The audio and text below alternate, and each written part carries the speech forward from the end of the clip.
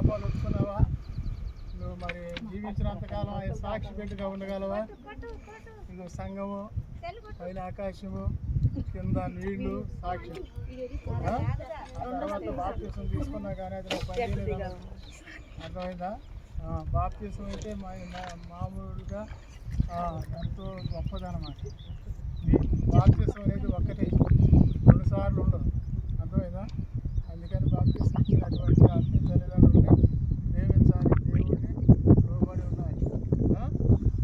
అంటే మరి సంఘము, ఆకాశము, నీళ్లు సాక్షి. ప్రార్థన చేస్తా. చూడయ్యా, ఫోటో మంచిగా పడుతుందా?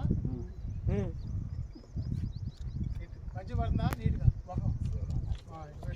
పరిశుద్ధమైన తండ్రి, ప్రేమ కలిగేసాయా? చేతులు పైకి లేపు. పరిశుద్ధమైన తండ్రి, ప్రేమ కలిగేసాయా? గాయముగిన ఆయన బాప్తిసం ఇస్తుండగా ఈ సన్ని తోడుగా ఉండు. ఎట్టి చీకటి కష్టాలు లేకుండా ఎవరిని పెట్టి మీ చేతికి అప్పచెప్తున్నా మీరే ఆయన పరిశుద్ధాత్మ శక్తితో మీరు నడిపించమని.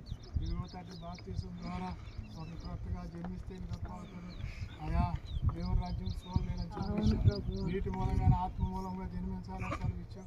ఇదిగో ఎవరిని పెట్టి మీ చేతికి అప్పగిస్తూ మీరే పరిశుద్ధాత్మ గురువై పరలోకం నుండి పరిశుద్ధాత్మ పావులను దిగి వచ్చి ఈయన ప్రియ కుమారుని సెలవిచ్చారు. ఈమె నీ ప్రియ కుమార్తెగా మీరు ఆశీర్వదించమని. ఈ లోకంలో నేను ఎంతకాలం జీవించిన నేను నా ఇంటి వారి యెహోవాని నమ్ముకుని యెహోవా సేవకులుగా జీవించినట్లుగా ఈ పరిశుద్ధాత్మ శక్తి నింపమని యేసు నామములో విశ్రాంతి తండ్రి. రైట్ వెనక్కి కలమి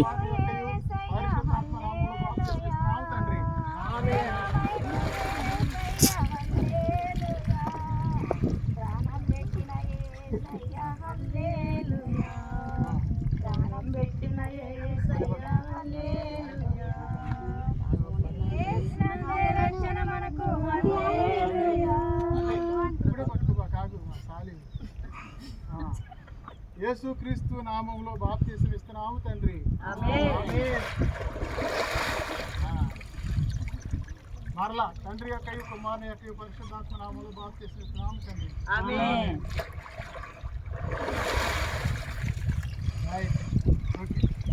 పాడిన పాట యేసు నందు